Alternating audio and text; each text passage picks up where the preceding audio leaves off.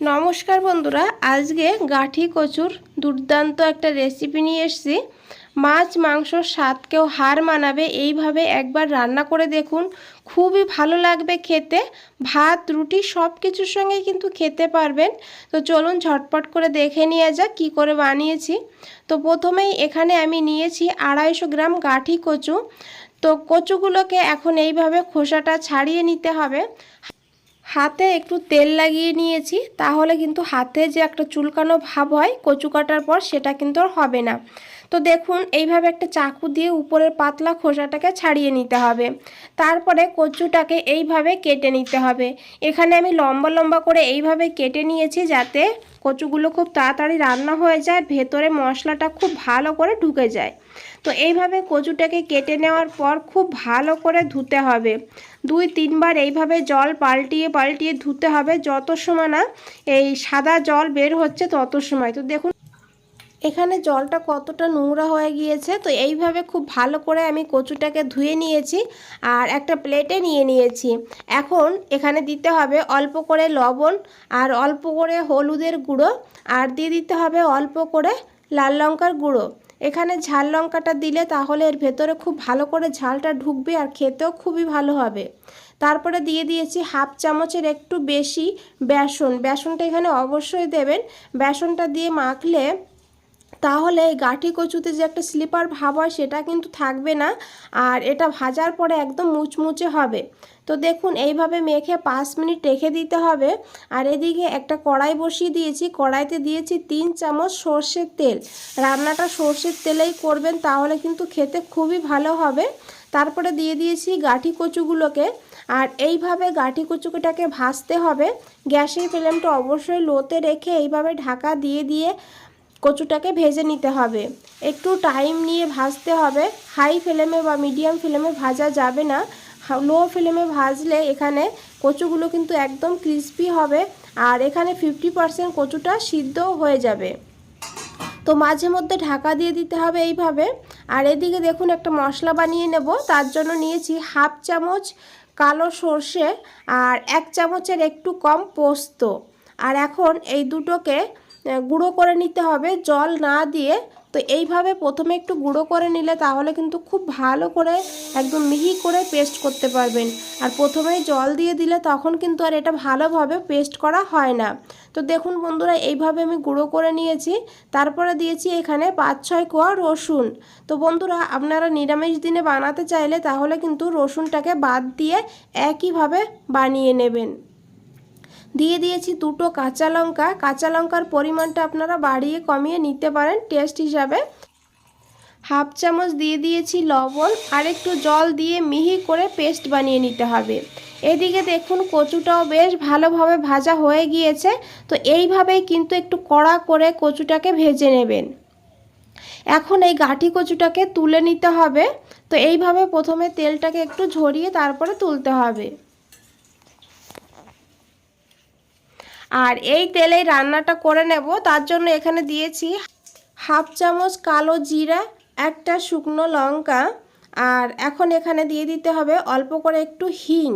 আর তারপরে এখানে দিয়ে দিয়েছি একটা পেঁয়াজ, ছোট সাইজের একটা পেঁয়াজ গ্রেট করে নিয়েছি।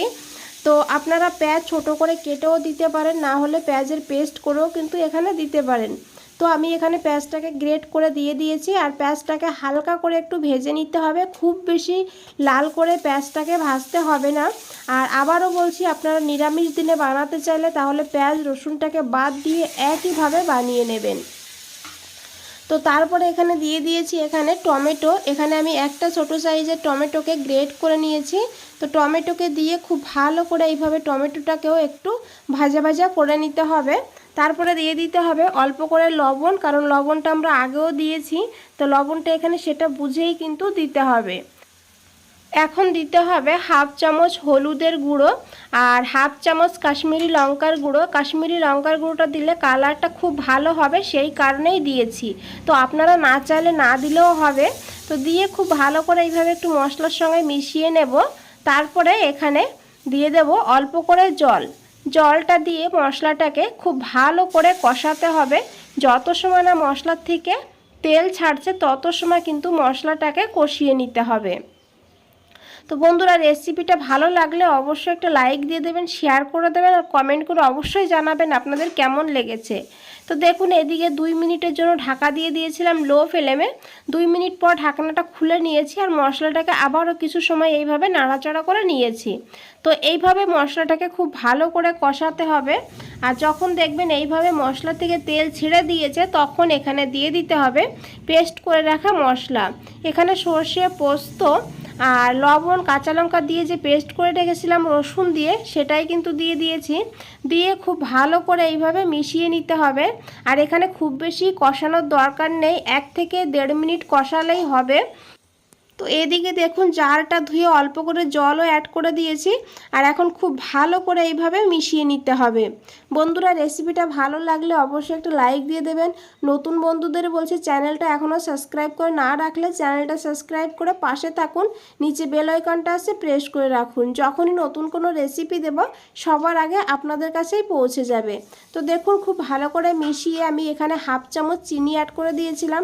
চিনিটা অবশ্যই দেবেন টেস্টটাকে ব্যালেন্স করার জন্য। আর চিনিটা দিয়ে খুব ভালো করে মিশিয়ে নিয়েছি। তারপরে দিয়ে দিয়েছি গাঁঠি কচুগুলোকে। দিয়ে খুব ভালো করে মশলার সঙ্গে মিশিয়ে 2 মিনিটের জন্য লো ফ্লেমে ঢাকা দিয়ে দিয়েছিলাম। তো দেখুন কত সুন্দর লাগছে দেখতে, এটা কিন্তু খেতেও অসাধারণ হয়। বানিয়ে দেখবেন একবার এইভাবে। তো খুব ভালো করে মিশিয়ে তারপরে দিয়ে দিতে হবে গরম জল। এখানে অবশ্যই গরম জল দিতে হবে। আর এই রেসিপিতে গ্রেভিটা কিন্তু খুব বেশি রাখবেন না, আবার একদম শুকিয়েও ফেলবেন না, মিডিয়াম করে রাখতে হবে। সেটা বুঝেই কিন্তু জলটা দিতে হবে।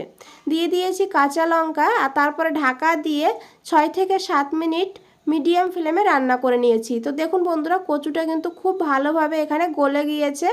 তো এইভাবে এটাকে রান্না করে নিতে হবে। আর এখানে আপনারা একটু লবণ মিষ্টিটা চেক করে নিতে পারেন, আমার কিন্তু একদম ঠিক আছে। তো তারপরে দিয়েছি এখানে 1 চামচ সর্ষের তেল, দিয়ে খুব ভালো করে মিশিয়ে নিয়েছি। তারপরে 10 সেকেন্ডের জন্য লো ফ্লেমে রেখেছিলাম। তারপরে গ্যাসের ফ্লেমটা অফ করে স্ট্যান্ডিং টাইমে রেখে দিয়েছিলাম 3 মিনিটের জন্য। তো দেখুন এখানে কতটা লোভনীয় লাগছে। তো এইভাবে রান্না করে নিন ঝটপট করে, আর আমাকে কমেন্টে জানান আপনাদের কেমন লেগেছে। বন্ধুরা, আজ তাহলে এই পর্যন্তই। ফিরে আসছি নতুন কোনো রেসিপি নিয়ে। ভালো থাকবেন, সুস্থ থাকবেন। আপনাদের সবাইকে অনেক অনেক ধন্যবাদ।